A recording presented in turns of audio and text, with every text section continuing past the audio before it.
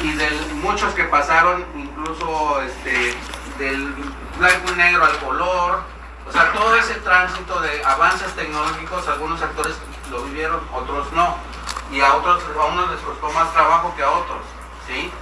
Pero esa transición, lo más importante es cómo se aplica las técnicas escenotécnicas, ahora sí que valga la redundancia, hacia mi mejoramiento en desempeño en el escenario, ¿sí? Esa es la importancia de estas materias y eso es lo importante, que vayan entendiendo el porqué de la teoría, ¿sí? Si no entendemos la teoría y no entendemos qué está pasando, pues no entendemos la práctica. Porque, o sea, si vamos conduciendo un auto, pues es muy mecánico, ¿no?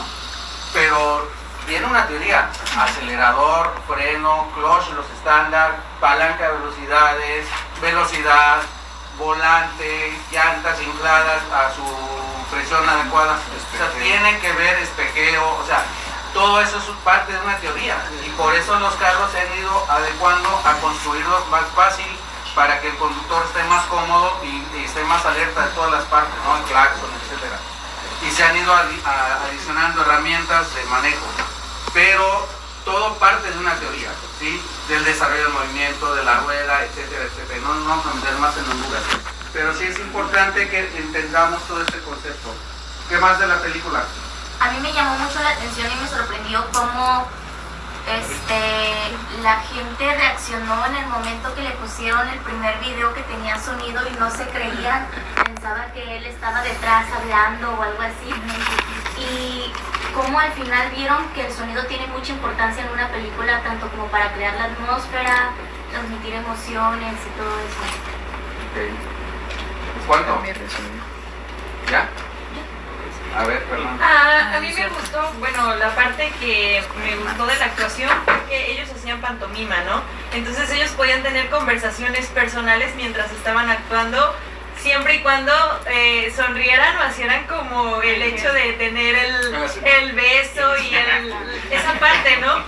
Y que ahorita que nosotros también estamos llevando doblaje, por ejemplo, qué tan importante es ver que al mismo tiempo que se abren los labios caiga el sonido. Entonces era como que todos esos errores visuales que a lo mejor ahorita nosotros los vemos como errores, que si no cae el sonido y la boca se está moviendo, en ese entonces pues los cubría la parte de la actuación, y que era como lo primero o lo único que se tenía al alcance, ¿no?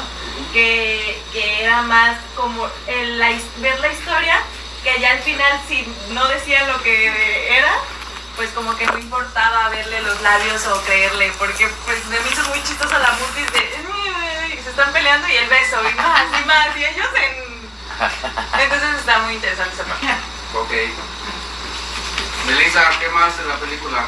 Pues a mí me dio mucha risa la escena en donde se despasa el sonido y están todos en el cine y está hablando la muchacha y no se ve que suena la voz al mismo tiempo, y luego habla el hombre y se parece que está hablando la muchacha, o sea, y es una falla técnica, pero pues en realidad fue como un desfase de sonido y de imagen. Y también me llamó mucho la atención cuando le esconden el micrófono a la actriz y le explican así literalmente: tú vas a hablar y tu voz va a pasar por este cablecito y no entendió nunca dónde estaba. ¿A qué se refiere eso con lo que tú ya has visto de prácticas en el teatro?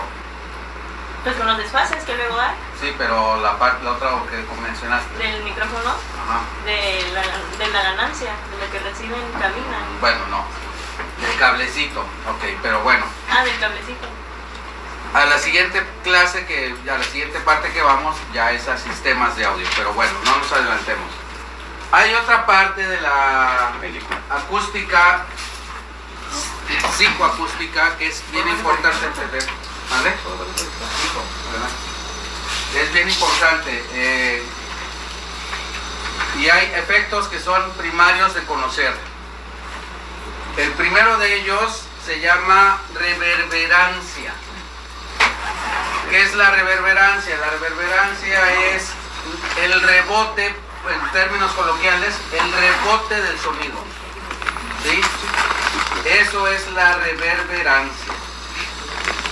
Si algo, o sea, si yo estoy cerca de un objeto duro, rígido, y hablo aquí, hay un rebote y hay una reverberancia, o sea, y mientras más me voy acercando aquí se empieza a alterar mi voz, y se empieza a oír como doble.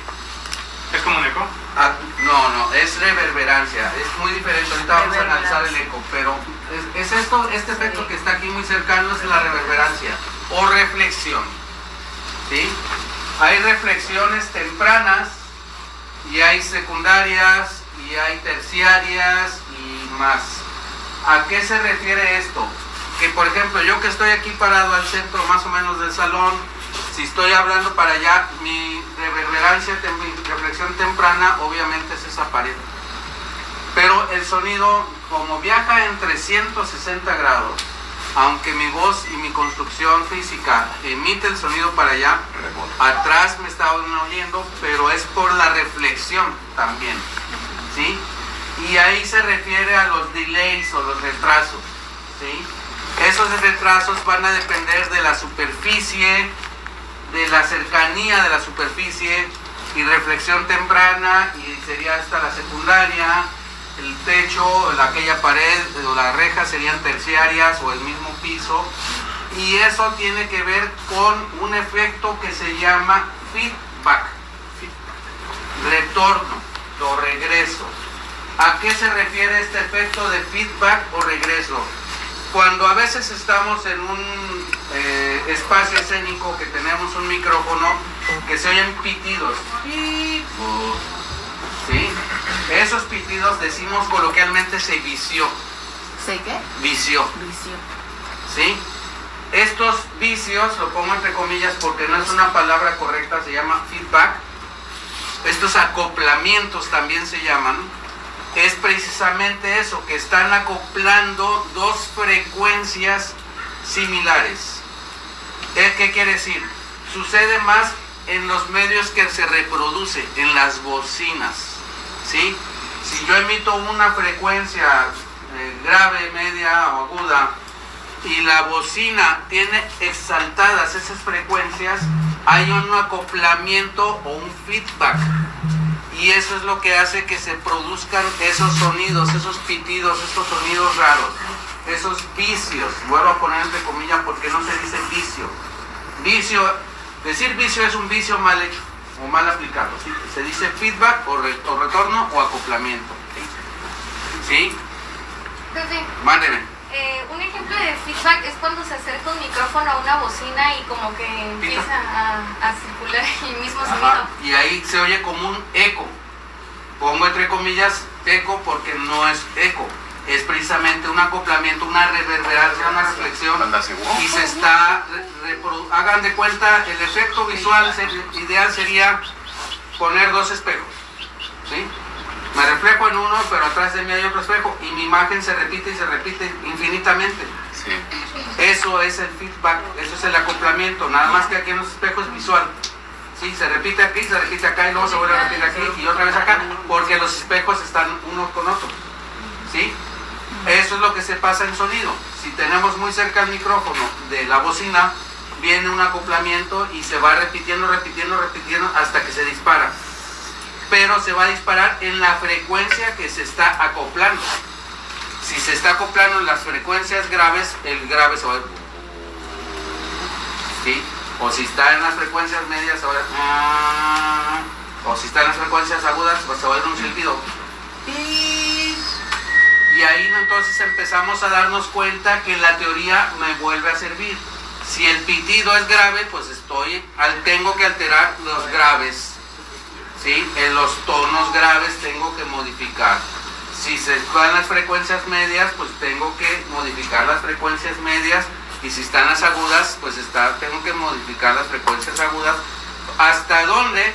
Hasta que se deje de oír ese pitido o ese sonido extraño, ¿sí? Y ese es el trabajo también del operador de audio. Pero para ustedes que son actores, si están actuando con una diadema o con un micrófono, por ejemplo, muchos tenemos la mala costumbre que estamos con el micrófono aquí, y de repente lo bajamos. ¿En qué frecuencias puede acoplar ese micrófono? En las bajas. ¿Por qué? ¿Por qué? Porque ¿Por qué? Porque el sonido grave viaja. exactamente. Entonces, tan fácil como decirle a la persona, al locutor, a quien esté conduciendo, a quien esté cantando, no bajes tus micrófonos para que no haya acoplamiento en las frecuencias graves. ¿Sí? Así de fácil. ¿Pero qué se podría escuchar No cuando más. el micrófono? O sea, en el micro no se va a ir nada, la bocina se va a distorsionar las frecuencias graves. ¿Sí? Entonces, ¿Profe, esa. quiere que le baje otro proyector? No, hijo, está bien así. Vamos a La continuar. lámpara ya, Sí, es lo que estoy pensando, que la lámpara ya chapeó. Bien, las frecuencias graves. Muy bien. Por eso, si bajamos el micrófono, otra por ejemplo que yo hago mucho en el teatro, traen diademas, vienen actores de México, ¿te vas a agachar? Me voltean a ver como, ¿qué te importa? ¿No? O sea, ¿por qué me hace la pregunta? Se lo hice al actor que se llama Montero, el que vino con los huevos de mamá. No, Botero. El que tiene el apellido como el pintor, Botero. Mauricio Botero. Bueno, él hizo su prueba de audio y todo muy chido, muy para acá. Le pregunté que si iba a agachar, no. Y resulta que 5 minutos se la pasa sentado hablando en el piso. Obviamente empezó las frecuencias graves a darme lata en la diadema, ¿sí? Y entonces le expliqué al que iba de técnico, acompañante técnico de la obra, que ya ves por qué pregunté si se iba a agachar, y el señor se me quedó viendo como si yo fuera marciano. Claro. Ah, sí, ingeniero, es que eso nunca nos había sucedido, nunca lo habíamos medido de esa forma. Pues entonces, ¿qué onda, no? O sea, Falla. son fallas que los mismos actores no conocen y no tienen esta predicción, que es un truco que ahora ya ustedes saben que los actores profesionales que vienen de México no los enseñaron, ¿sí? O sea, de ese tamaño es el problema a veces. Entonces hay que saberse desempeñar. A ver, ingeniero, ¿qué? Oiga, yo fíjese que voy a actuar acostado. Ahora que hiciste vagabundo, ¿no? O sea, estabas ahí tirado. En el suelo, lado. sí. O que vino Perrín con otra obra que se la pasaba En el suelo y agachándose, no, sí, exacto. con esquizofrenia. Exacto. Entonces, ese tipo de detalles nos apoyan en conocer la problemática. También se vuelve a poner el ejemplo. Si conozco los problemas técnicos y la teoría básica de la sonorización, pues puedo anticipar estos problemas o puedo decirle al técnico, apóyame con esto, ¿sí? Para que mi desempeño actoral sea mejor. Otro detalle de la película que haya visto su compañero, ¿qué más agrega de todo lo que hemos platicado? Hay una parte donde empieza a llover. En la parte donde está lloviendo, yo había dicho, bueno, busqué también como curiosidades y todo eso de la película, y según le habían puesto leche al agua para Eso que no es se vea- mentira. para que no se vea Era un transparente en la mito. cámara. No era aceite, yo vi que era aceite. Era un mito, dijeron que nada más hicieron una muy buena iluminación y por eso tenían atrás y enfrente luces, sí. ¿Cómo? Chica, no es cierto. Claro que sí, Sí. ahora que leche. Le pusieron leche. Es que realmente Eso fue un lo mito. buscas y te dice que es un mito, que realmente fue la buena iluminación Sí, que fue una hicieron buena con los iluminación. dos Gracias, círculos, Fer, gracias. porque- Ah. Sí, yo también busqué esa parte de la Sí sabe. Sí, cállate. ¿Ustedes lo vieron leche? Silencio. Eso no tenía nada. A ver usted, ¿qué más de la película? A Silencio, mí me por gustó favor. mucho la expresión corporal y facial que tenían los actores y las luces. Que cuando este chico, no me acuerdo el nombre, pero llevó a la muchacha, la que conoció, que le gustó, que la llevó y está la escenografía como del cielo y empieza a prender las luces de color como moradito para dar el color y luego el ventilador y todas las luces que para que se vea como que el Él era el cielo. ventilador. Ajá, me gustó mucho O sea, la escenografía de la película. Sí, Entonces la lluvia y... Eso ya lo veremos en el tercer trimestre. Dígame. A mí algo que me llamó la atención era que su forma de resolver al no ver que la actriz o la prota daba el ancho fue con un doblaje.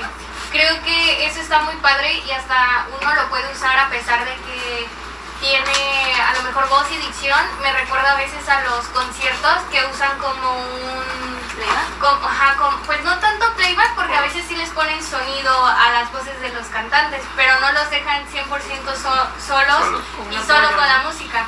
Entonces creo que eso ayuda, porque si no tienes un buen lugar para que rebote bien el sonido, si hacemos y creo que ahí se converge bien con nuestra actuación de abrir la boca justo con lo que se escucha y todo, podemos generar nosotros ese ambiente y evitar esos como errores técnicos de que ya no entendí, ya me perdí. Entonces creo que esa fue una buena salvada de solución, ¿no? Que tenían. Y algo que no habían hecho, o sea, algo que era nuevo para esa época. Ok. ¿Qué pasó, Emanuel? Cuando empinan a la prota para que le quitan como estilo Milli Vanilli, que estaba ahí frente a todo el público. Ponen la evidencia. Ajá, y abren el telón de atrás y estaba la otra cantando sopas. Ajá. Entonces, que la ponen la evidencia. ajá. Pero ya ahí se nota como la actriz ya tenía bien trabajado ¿El doblaje? No es doblaje, es el playback. El playback. Ok, ¿qué más? Porque sí marchaba. Dígame. A mí lo que me llamó la atención era la manera en que bailaban, o sea, de cuando entraban las canciones en la película era que bailaban como tap, creo que era, pero también me llamó la atención que muchas veces en esas escenas donde bailaban yo me fijaba mucho en los zapatos y había veces en donde ellos bailaban, pero como que al escuchar no sincronizaba el momento del zapateado, Exactamente, muy bien. Y eso fue lo que me llamó la atención. Esa es muy buena observación. Pero, a ver, vamos a analizar una situación con lo que está mencionando la compañera. La sincronización del sonido o de la efectología aplicada al teatro, ya, ahora sí aplicada al teatro. Muchas veces hemos estado en alguna obra o hemos visto alguna obra o hemos hecho algún texto que dicen, pon música, y entonces va el actor y le pica. Y 10 segundos después entra la música. Ajá. O viceversa, ¿no? A ver, todavía para ni la música. Todavía ni le toca y ya se apagó antes de que... el actor tiene la mano acá y ya se apagó. Ya se apagó. ¿Sí? Eso se llama sincronización. No es 5 segundos. No es el desfase, que es diferente. Sincronización, eso es bien importante. Eso tiene que ver también un poco con la parte esta de sincronización acústica, de las reflexiones y de todas las reflexiones tempranas y reverberancias. Hice creo que una referencia la semana pasada de los conciertos o la antepasada en el Zócalo, ¿no? Sí. Que está el guitarrista en el Zócalo haciendo el movimiento de la guitarra y el sonido llega después. Llega después. ¿Sí? O llega antes. Y ya expliqué más o menos que eso se trata con un efecto de ingeniería de audio que se llama delay, retraso.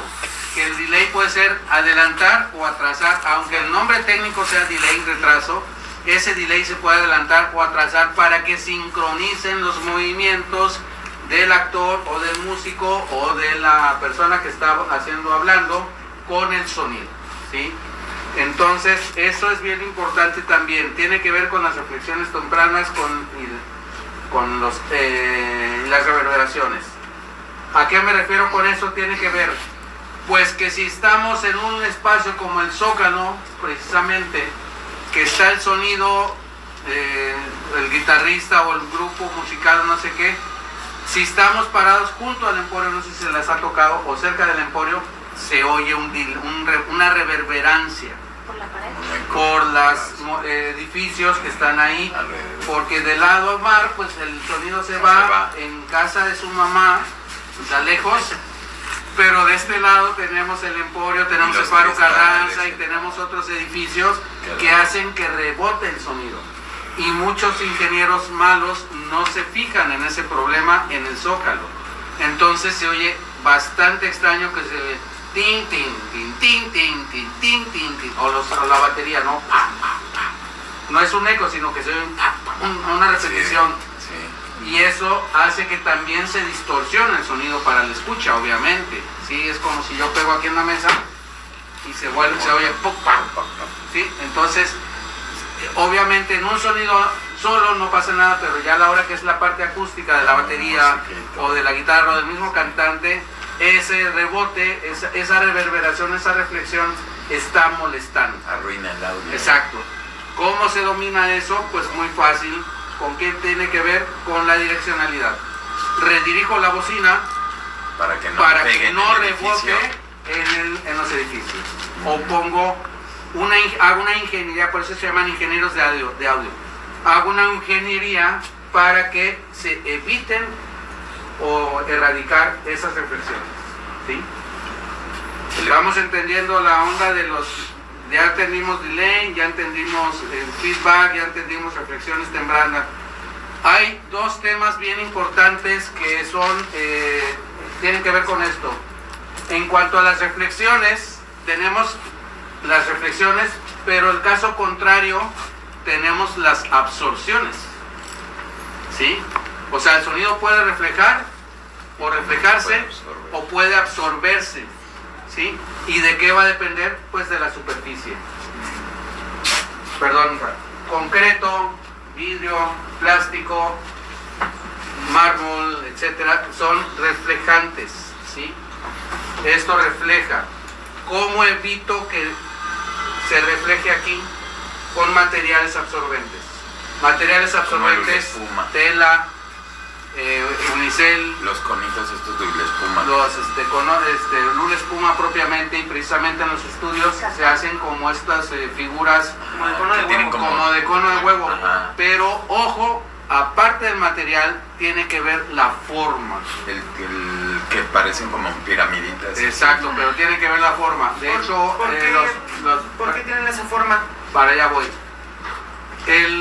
Los más estudios más recientes, y sobre todo con el ingeniero Meyer, que es un ingeniero así non plus ultra de otro planeta, en el planeta Tierra, que es el que inventó las bocinas y el subsistema Meyer, que es el mejor sonido del mundo, sí, del mundo.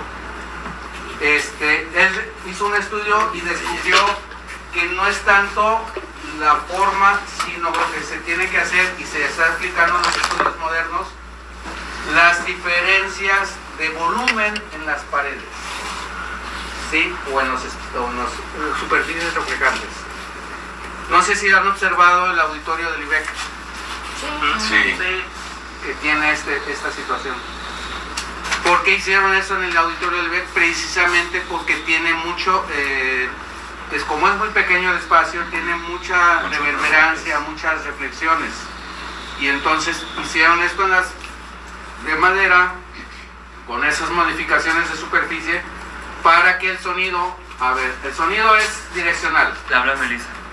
Pega ahí, rebota ahí, rebota ahí, rebota ahí, y sigue la secuencia, sigue la secuencia, sigue la secuencia. Y Meyer vio que si yo desvío ese rebote, entonces se evita la reflexión, porque entonces va el sonido para allá, va para acá, y al pegar acá lo mando para allá. ¿Y para dónde lo mando? Para la distancia mayor, ¿sí? Del espacio. Entonces va a rebotar para allá, va a rebotar para allá, va a rebotar para allá, va a rebotar para allá, y va para reflexar. Y ahí se disipó el sonido, porque recordemos que el sonido en volumen, pero en tiempo, se va disminuyendo, se va disipando. Es en potencia, pero en tiempo se va disminuyendo, va decayendo. Entonces la reflexión, al irse desviando y viajar más espacio, se evita más fácil. ¿Qué pasó, Melissa? ¿Y qué tan efectivo es que lo pongan en el techo? Porque ahí sería una reflexión terciaria, ¿no? O sea, tiene que ser en una... ¿Sí es efectivo que lo pongan en el techo? En el techo normalmente se usan plafones, como los plafones estos que son de construcción de unicel. Yo he visto, es que hay una cafetería que tiene eso en el techo. Ajá, también. Pero ¿por qué lo ponen en el techo? ¿No? Por lo mismo, para que haya menos reflexiones y menos reverberación, ¿sí? Menos eco. ¿Sí? Siempre que haga entre comillas es que está mal dicho o mal aplicado, ¿sí? O sea, para que haya menos eco, es eso. Y eso normalmente sucede en espacios pequeños. Los estudios de grabación, permítanme un segundito, son espacios pequeños donde cabe un grupo pequeño de músicos, ¿sí?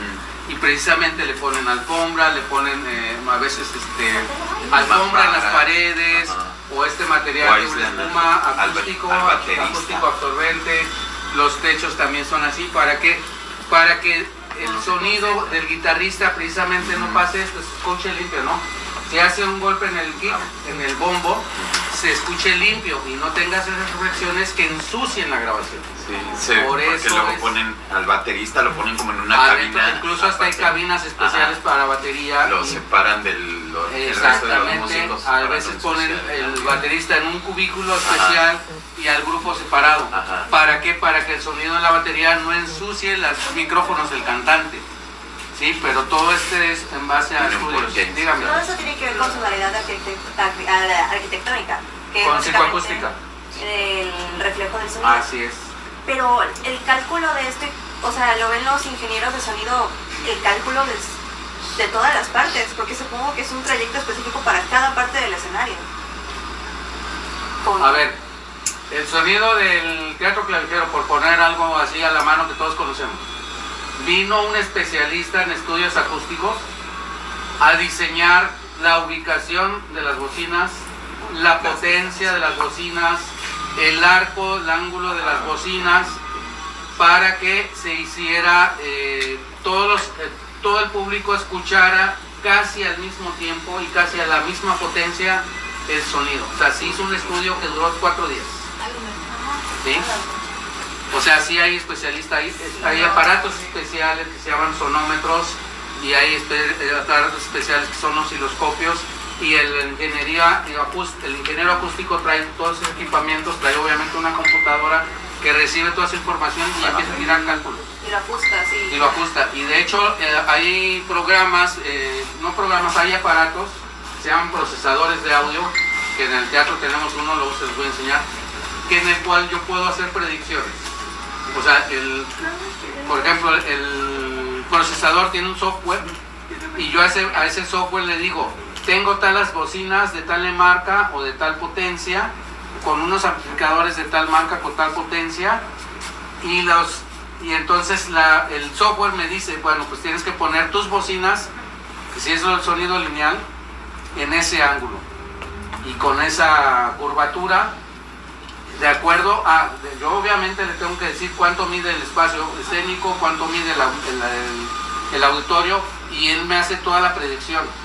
Ese software, dígame, mamá. Profe, cuando va a festivales así como el EDC, hay escenarios por un espacio enorme, como el Autódromo Hermanos Rodríguez, pero tú estás parado en el escenario enorme, digamos el principal, y tiene unas torres con estas bocinas así igual, con esa curvatura, que hacen que se escuche así a lo súper profundo. Pero a unos cuantos metros está el otro escenario y hay un punto en el que tú te estás trasladando entre un escenario y otro y ya no los escuchas, o sea, porque cuando estás en no te interrumpe la música del de al lado, porque además son géneros totalmente opuestos o distintos entre un set y otro, y ninguno ensucia el audio del otro, y es una cosa espectacular. Exactamente, esas predicciones se llaman, las hacen ingenieros especialistas, ingenieros de audio especialistas, que se llaman ingenieros predictores. Y entonces viene el ingeniero predictor y hace un escaneo del espacio, o sea, del estadio o de donde esté, y lo mete a esa información a un software, y con los cálculos que él hace, pero así literal, el ingeniero de audio tiene que ir los escalones 1, 2, 3, 50 escalones, 100 escalones, porque esa información la tiene que meter al software, porque las escalinatas son de concreto y eso genera unas reflexiones y genera una problemática. Entonces los ingenieros predictores, a ver, ¿la superficie es pasto sintético o es pasto natural? Eso también tiene que ver por lo que estamos hablando de los materiales absorbentes. Si es pasto natural, absorbe más que el tiempo. Pues sí, porque tiene tierra abajo. Obviamente tendría, y el pasto sintético no. Como el pasto sintético puede estar sobre una superficie dura. Como el clavijero que tiene las duelas, como los pastos que los estadios de Estados Unidos del fútbol americano, que todo es pasto sintético, pero abajo hay concreto. Porque también en el EDC, con razón, ponen alfombras en todo el lugar. O sea, es bien raro. Yo no lo hubiera imaginado que era por cuestiones también acústicas. Claro. Yo pensaba que era para que nos pudiéramos tirar en el suelo a dormir. No. Ay, que se viera bonito. Todo tiene una razón de Sí, ser. porque Geniados, ¿no? Ahí. es que normalmente si te entras ahí al autódromo es un terregal. Y un terregal, o sea, no hay pasto, es tierra, un terregal. Entonces cuando hacen el EDC, todo tiene alfombra así enorme, alfombran todo el lugar. Pero nunca pensé que era por cuestiones Bueno, de... vamos a continuar. Ya saben, ya repetimos: corcho, madera, tela, alfombra, cartón, todos esos materiales que vienen de lo natural, ¿sí? Son absorbentes. ¿Cómo se puede absorber mejor? Pues, por ejemplo, si yo tengo la pared, aquí una pared, y pongo un bastidor de tela, y pongo el bastidor de tela separado unos centímetros de la pared, va a absorber todavía mejor. ¿Por qué? Porque el sonido se va a filtrar por la tela y se va a quedar atrapado entre la pared y la tela. ¿Sí? O sea, Por eso son también trucos tienen que como uno va varias aprendiendo y va entendiendo de cómo funciona el sonido. ¿El ladrillo refleja? El ladrillo refleja. Ok. ¿Dudas hasta aquí? O sea que sí Y también remoja tiene en que el ver si es mármol poroso o es y de en el brilloso. También tiene que ver si es poroso o superficie lisa. Eso también es importante. El poroso Por eso absorbe. luego hacen las paredes con piquitos. El poroso Sí. absorbe. Y que raspan. Bueno, no, ese es otra, esa es más por estética. Ese es por estética. Bueno, vamos a continuar. Una cosa es el sonido y otra cosa es el ruido. Y tenemos que ser muy claros para diferenciar entre sonido y ruido. ¿Sí? ¿Cuáles son los parámetros que distinguen una de otra? El sonido es aquel efecto que puede ser producido por un instrumento musical, una voz. Es armónico, será. Ve para allá, güey. Perdón. Tiene una secuencia, una gráfica de sonora sinoidal más pura, se dice. ¿A qué se refiere más pura? Pues mejor dibujada la curvita que sube, que baja, que sube, que baja, y va en el tiempo haciendo la curva perfectamente y se ve visualmente, ¿sí? ¿Cuándo empieza a hacer ruido? Pues cuando esa curva se distorsiona o se modifica. Obviamente hay situaciones que la van modificando y la van trastocando, ¿sí? Vamos a pensar que estamos escuchando las 4 estaciones de Vivaldi, por ejemplo, música clásica, todas las conocemos, ¿no? Bueno, más o menos. O alguna música clásica, no sé, de Mozart, de Beethoven, de cualquier persona. La quinta sinfonía. Clásicos, exacto, la quinta sinfonía, el taller, la novena, el himno a la alegría. Bueno, ese sonido, si lo vemos graficado, se ve perfectamente la onda sonora, aunque haya muchos instrumentos acoplados tocando la misma melodía. El sonido se empieza de repente como a desconfigurar, pero no se puede confundir con ruido. Lo que pasa es que luego el violín primero va haciendo una secuencia con unas notas y el violín segundo a veces va exactamente en la misma melodía, en el mismo compás, pero luego de repente la viola entra y hace una asonancia o una disonancia. ¿Qué quiere decir eso? Pues que suena diferente o que suena contrario a lo que está haciendo el violín, o una consonancia. ¿Qué quiere decir eso? Que a lo mejor están haciendo lo mismo pero en octavas musicales diferentes, ¿sí? Y entonces eso empieza a modificar la onda del sonido pero muy diferente del ruido de lo que estamos escuchando allá, que eso que está escuchando allá, eso haría esto, ¿no? O sea, como loco. La onda de sonido y disparejas las ondas. Unas más altas, otras más bajas, unas graves, otras agudas. O sea, la lectura sería muy irregular, ¿sí? Y esa lectura irregular hace que el sonido, obviamente, la amplitud se modifica hacia arriba en positivo y en negativo. O sea, la amplitud varía hacia arriba, luego hacia abajo. O sea, esa variación de la amplitud y esa variación de la onda sonora no nos permite a veces distinguir si es agudo, grave o medio. Y entonces o de repente las máquinas como la que estamos escuchando está entre medios graves y de repente tira agudos y agudos muy finos. ¿Por qué? Porque si pega con algo de duro, la lija pues cambia esa sonoridad y esa tonalidad, y entonces ahí es donde se entiende que es un ruido. Oigan, profe, Sí, dígame. ¿Los ruidos tienden a picos en lugar de ondas? Así es. Sí, ¿verdad? Sí, o sea, no es que tiendan a picos, sino se modifica la onda sonora. No va tan así. Exacto, no va en la curvita que ya vimos la gráfica la vez pasada, ¿no? ¿Se acuerdan un poco el diente de sierra? Sí. Algo parecido, ¿no? Pero más exagerado, ¿sí? O la onda triangular también, que se acuerdan que teníamos una gráfica de una onda triangular. También había Permítame un segundito. ¿Vale? También había gráfica de ruido. Y había gráfica de ruido y también la onda de lo digital, que es cuadrada, ¿no? O sea, entonces, donde no se define si es en diente de sierra, en triangular o cuadrada o sinoidal, es ruido. El ruido. ¿Sí?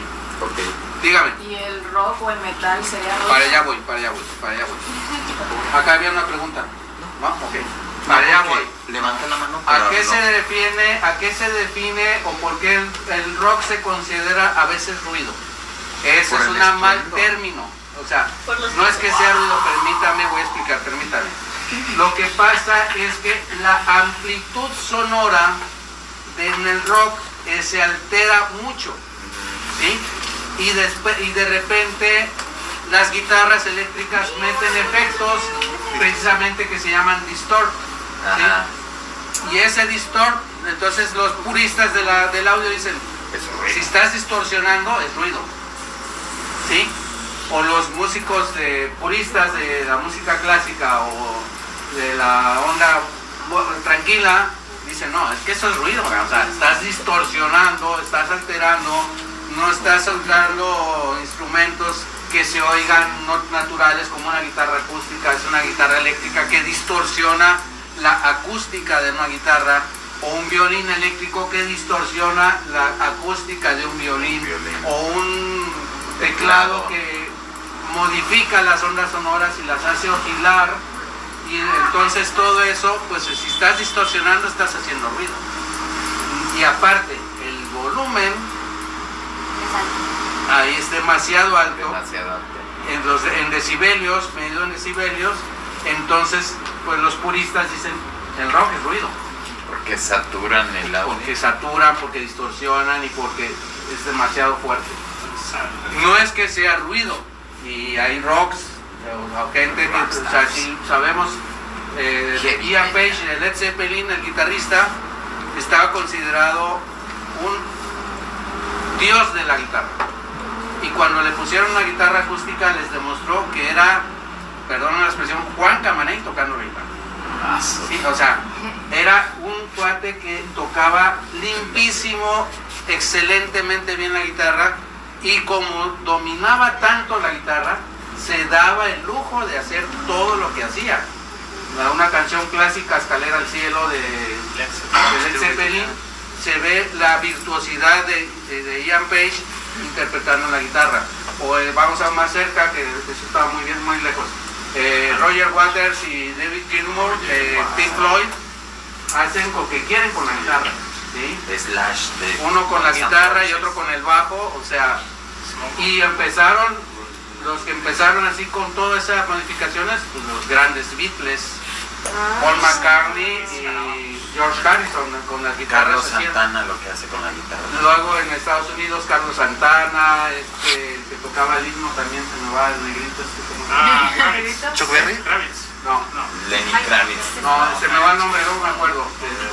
Que tocaba el himno nacional, se hizo famosísimo tocando el himno nacional de Estados Unidos en rock. No, en Estados Unidos. Luego me acuerdo el nombre.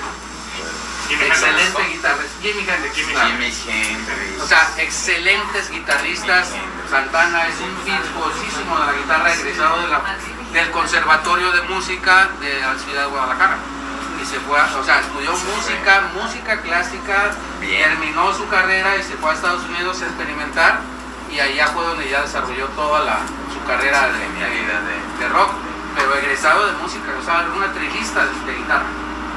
Entonces, no es que sean un ruido propiamente, sino que tienen un virtuosismo tal que empiezan a hacer cosas raras con los instrumentos. Empiezan a experimentar cosas raras que no necesariamente están mal ni están bien, simplemente son experimentaciones. Y esas experimentaciones contra los puristas hacen que se entienda que están haciendo ruido. Pero el mayor problema del rock es el volumen. Y el volumen tiene que ver con la frecuencia. No, potencia. ¿Qué más? El volumen, Potencia. sonoridad, Muy bien, ¿qué más? intensidad de sonido, Fuerza. altura, volumen, Hay una palabra que... Ganancia. No, amplitud, Ganancia, volumen. lo vimos la semana pasada. Presión sonora.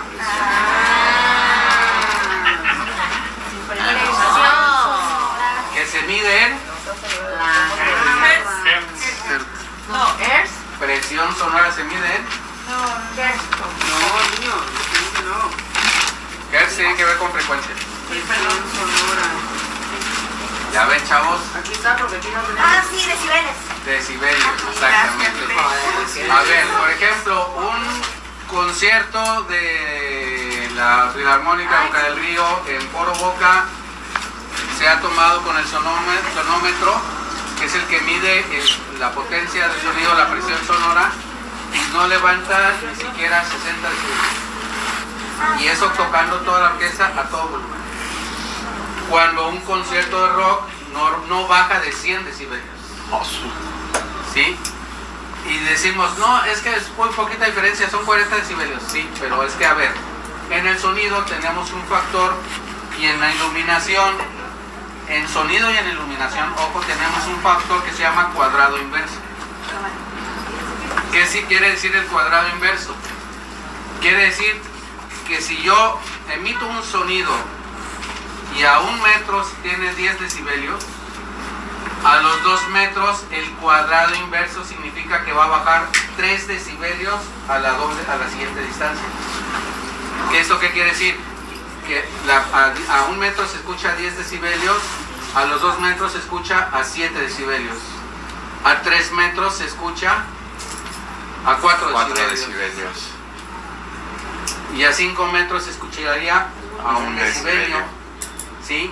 Esa es la fórmula del cuadrado inverso. Entonces, si yo estoy en un concierto de rock y estoy a 20 metros y estoy recibiendo 100 decibelios, ¿cuánto están recibiendo los que están cerca de la bocina?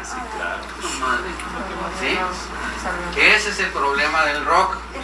Y eso por lo que mucha gente critica el rock.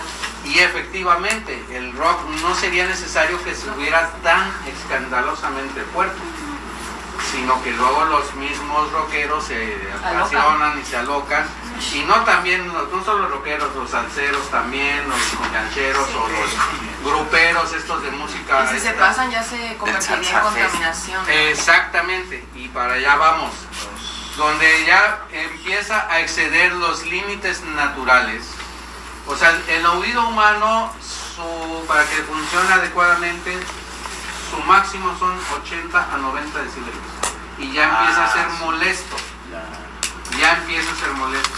Por ejemplo, un jet ultrasónico se considera que llega hasta los 180 decibelios. ¿Sí? Entonces, ya imagínense para la persona que trabaja en un aeropuerto o que trabaja en un lugar. Por eso usan tapones. Por eso usan estos que dirigen los aviones. Reductores de ruido. Usan los reductores de ruido, ¿no? Son como audífonos, pero son esos reductores de ruido. ¿Por qué? Porque el señor está dando las señas para que el avión se estacione, por decirlo así, o se ponga en el lugar que le corresponde con las banderolas, pero están muy cerca del problema, entonces se tienen que cubrir los oídos para protegerse, porque si no les revientan los tímpanos y provoca un problema de salud. ¿Y qué es mejor usar esas que son grandotas, tipo ellos audífonos usan de Saludowski? Y ellos usan además doble. los que van adentro, que son Usan de doble, los esponjita. que son intraacústicos, intraauditivos se llaman, que son que parecen dedales, pero como los nuevos estos audífonos inalámbricos, AirPods. como los AirPods, así, y aparte usan el casco, entonces le cubre doble. Como los Si es a 100 decibeles empieza a ser molesto, pero peligroso. Peligroso a partir de los 100. Pasados los 100, ¿no? Entonces, si los 100 decibelios generan problemas auditivos, se convierte en un problema de Ruido. salud. Y entonces empiezan los problemas de disminución auditiva, incluso lo más grave hasta de pérdida del audio. Entonces, hay que tener, ya los mencionamos en una ocasión, si van a escuchar audífonos, bájenle donde se sientan cómodos, que no les moleste. Si están en la noche, experimenten, cuando están ya para dormirse, escuchen música muy bajita, porque aparte se escucha perfecto primero, y segundo, no tienen que enmascarar nada. ¿Se recuerdan esa palabrita, enmascaramiento? Sí. Bueno, el enmascarar quiere decir que como todo está silencio, no hay ruido en la calle, no pasan carros, pues los audífonos, aunque los tenga bajitos, no tienen que enmascarar nada que está externo que me interrumpe poner atención a lo que estoy escuchando. Sí, es como cuando en la sala tienes tu tele y de día la tienes que escuchar, no sé, a 40, y en la noche la puedes escuchar en 6. Así es. Se escucha bien. Porque tenemos el ruido de la calle, los carros que pasan, el mismo bullicio de la ciudad en movimiento, esto que está sucediendo. Yo tengo que hablar más fuerte para enmascarar el ruido, etcétera, etcétera, ¿no? Sí, pero... ¿Vamos bien hasta aquí? Sí. ¿Seguros? Sí, pero... ¿Totalmente seguros? Sí. Preguntas de todas las semanas desde que empezamos hasta ahorita. Decía, maestro, esto me hace ruido, no le entiendo. ¿Alguna duda? Yo quiero que vuelva a repetir porque se me fue muy rápido lo de la diferencia del sonido y el ruido. O sea, del ruido lo tengo, pero el sonido. El sonido es todo aquello que produce algo natural, como un instrumento acústico, la voz humana, un animal ladrando, un perro ladrando no es ruido, es sonido. O sea, tiene un timbre especial, y un perro de una raza se oye diferente del perro de otra raza, porque tienen su propio timbre, y eso no es ruido. O sea, no es ruido que...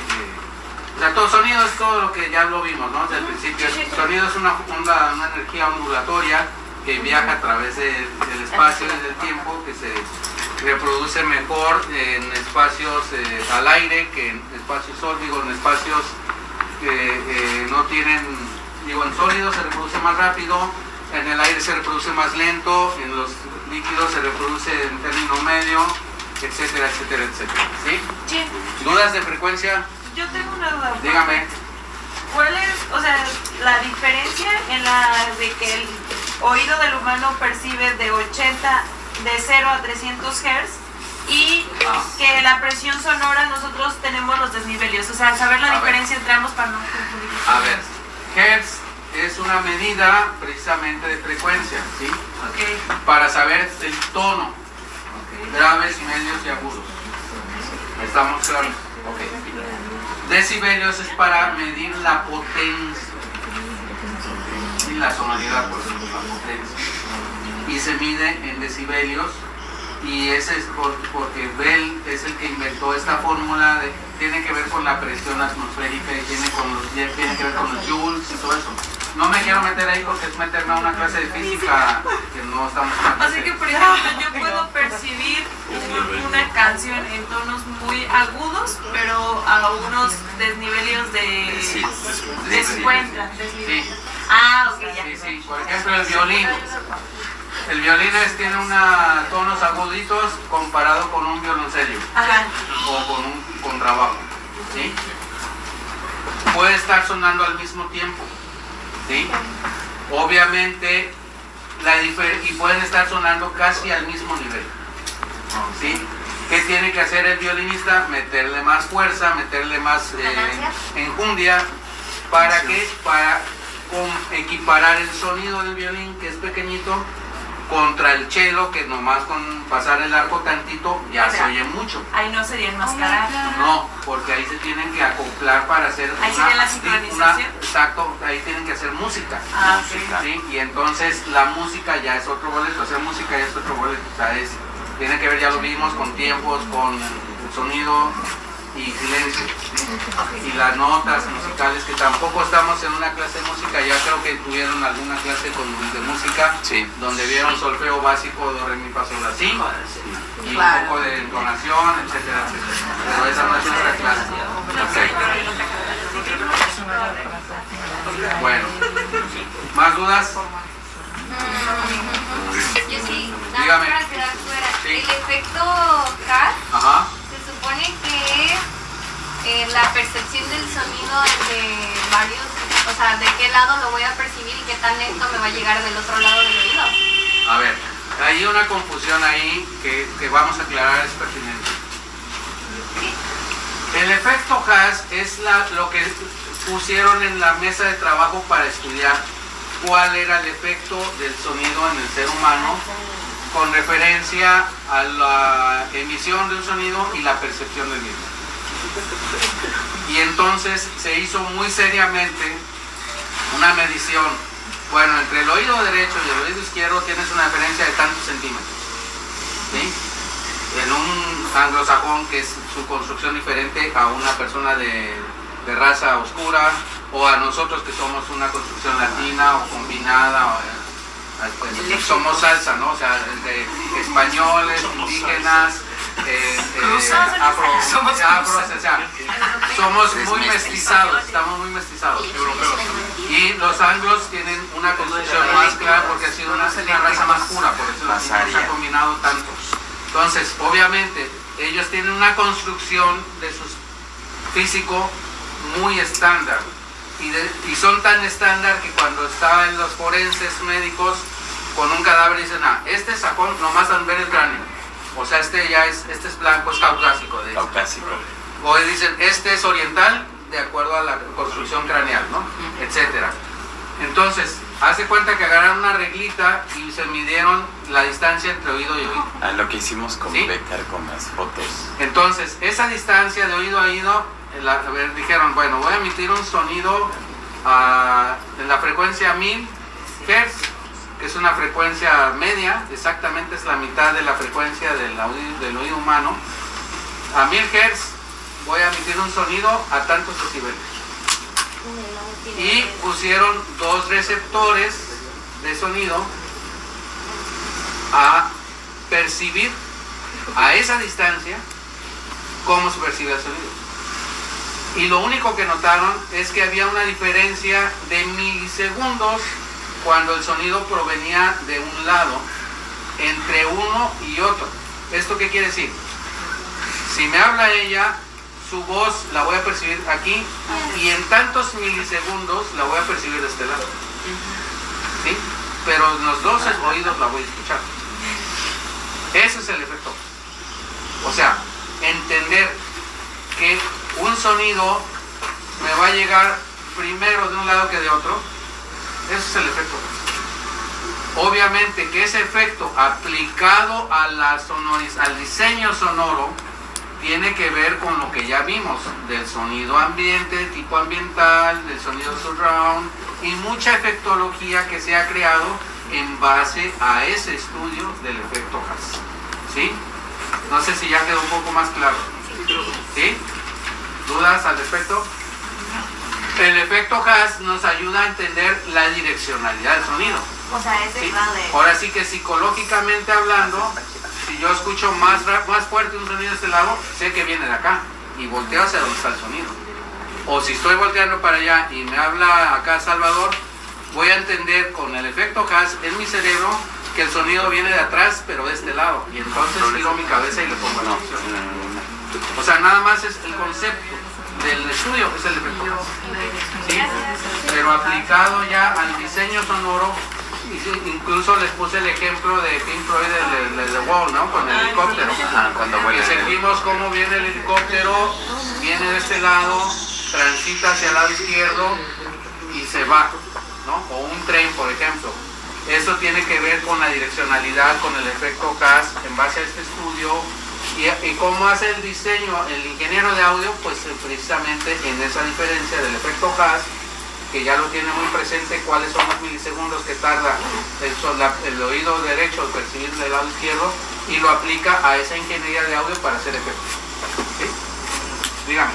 Entonces, al inicio nos dio a entender que tiene que ver con la fisionomía también. También, Entonces, claro. para nosotros sería muy diferente el cálculo de cuánto va a tardar. Claro, tendríamos que medirnos y hacer una fórmula del viaje del sonido, ¿no? O sea, de la velocidad del sonido que dijimos que era, ¿cuántos metros por segundo? 360. 338 en el aire. No, 380. Vamos a cerrar a 330, no nos compliquemos porque acuérdense que eso va a cambiar de acuerdo a... ¿Verdad que sí? 331. Va a variar de acuerdo a humedad, Altura, humedad. temperatura, humedad y presión. ¿Cuál dejamos? 380. 330. 330. Está bien, lo cambio. Varía por altura, humedad. Humedad y Varía de temperatura. acuerdo a la temperatura, a la humedad y a la altura de presión atmosférica. Le agradezco. O sea, viaja diferente en el mar que en México. ¿Varía de por acuerdo a la ejemplo. temperatura? Sí. Temperatura, humedad y presión atmosférica. O sea, temperatura, altura y humedad. Son las variantes del sonido. ¿Más preguntas? ¿Nada? Ok. ¿Cuál es? A partir, mándeme. Perdón, 330. Lo cerramos en 330. Entendiendo que a 330 a 20 grados centígrados, o sea, más o menos es la temperatura media, El cálculo es en, o sea, metros por segundo. M diagonales, metros por segundo. Gracias. Sí. ¿Algo más, jóvenes? A partir de la próxima semana empezamos a meternos más en un proceso que ya tiene que ver con cuestiones más precisas, más pensar con lógica, pero tiene que ser deductiva también. Vamos a empezar a entrar con electricidad. Obviamente cosas muy básicas de electricidad, pero que son importantes. Los watts y los... Corriente, voltaje y resistencia. Son tres términos que van a ser importantes. Corriente, voltaje, resistencia. Corriente, ¿por qué? Porque hay equipos que funcionan con corriente alterna y hay equipos que funcionan con corriente directa. Y es importante entender eso. Segundo, voltaje. Hay voltajes de diferentes capacidades, por ejemplo, los 120. cargadores 5 volts, los voltajes de la casa son 120 o 110 o o 220. Tiene que ver, depende del equipo, si lo vamos a conectar con corriente alterna o con corriente directa, los celulares, las laptops. La alterna Por que a qué se ejemplo, refiere. esta consume 20 watts, Corriente. pero un celular consume 5 watts. Entonces, eso tiene que ver con sonido, con entender la sonoridad y tiene que ver, entonces, váyanse preparando porque su mente tiene que estar abierta y Voy a traer más absorbente, ¿sí? Fresca, sí. No vamos a usar matemáticas puras ni nada, pero tenemos que ver, no fórmulas, pero sí entender. O sea, una fórmula es entender una reacción, ¿sí? Sí, claro. O sea, caliente más frío, Más caliente. Tibio. Sí, o sea, cosas muy lógicas, muy sencillas, pero que tienen que ver con voltaje, con corriente y con resistencia. No. Ya se acerca el examen parcial, Ay, no, chavos. espérese. Por eso estamos repasando y les pregunté de todo hasta ahorita qué dudas les tenían. Sí, entonces vayan empezando a repasar lo que les tengan duda. En el examen, profe. ¿Vale? Me voy a hacer tan malo en el examen. No, yo no soy malo, soy estricto, que es diferente. ¿Cuál largo es el examen? A ver, Malos ustedes que no les saben. estoy diciendo, váyanse preparando, no que ya es la próxima semana, pero váyanse preparando mentalmente también. ¿Cuándo va a ser? Ok, y una última detalle, ahorita les paso la fecha, si no mal recuerdo, es Es el 4 de octubre. 4 de octubre, lo tienen en su calendario. Sí. A ver, una última. La segunda y tercera etapa del curso tienen que ver con algo práctico. ¿Qué va a ser lo práctico en esta clase? Todos y cada uno personalmente tienen que elegir un texto. ¿Sí? Un texto me refiero a una obra corta o a un... ¿Puede ser monólogo? De preferencia no. A una parte de un texto. Por ejemplo, las escenas 1 y 2 de Romeo y Julieta. Por ejemplo. ¿Sí? O la escena 3 y 5 o el capítulo 3 y 4 de Hamlet. ¿Sí? ¿Una escena de una película? Ya tiene que estar escrito. No, de una escena de una película no. De un texto. De un texto. Obviamente, pues hay libros, ¿no? El Señor de los Anillos es un libro. ¿Sí? Aunque se hizo película. ¿Sí? Pero tiene que ser un texto. ¿Qué va a pasar con ese texto? Le vamos a poner ahorita, al final de este trimestre, un diseño sonoro. Al final del siguiente trimestre le vamos a poner un diseño de iluminación. Y al final del siguiente trimestre le vamos a poner un diseño de escenografía. Y al final, el próximo año ya tenemos que tener diseñados en ese texto sonido, iluminación, escenografía, vestuario y utilería. Súper. O sea que debemos elegir un gran texto. O sea, tienen que elegir un texto que les guste y que no les vaya a aburrir y que no pueden cambiar de aquí a que acaba el ciclo escolar. Tiene que ser de una obra, ¿no puede ser un libro? Puede ser un libro, pero que sea un texto, vaya. Un texto dramático, me refiero. Pero el montaje, o sea, vamos a estar detrás de escenas, tenemos que conseguir actores.